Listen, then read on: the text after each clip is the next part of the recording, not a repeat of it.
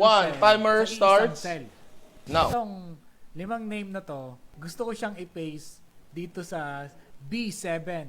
Pero in one cell lang. Ang gagawin natin, click lang natin itong clipboard na to, itong may arrow na to. Click. Then ito yung clipboard natin. Select lang natin yung mga cells na gusto nating i-copy. Tapos sa keyboard, control copy, i-double click lang natin yung destination cells natin. Tapos makikita natin yung blinking cursor. Saka tayo pumunta dito sa clipboard. So, click natin to.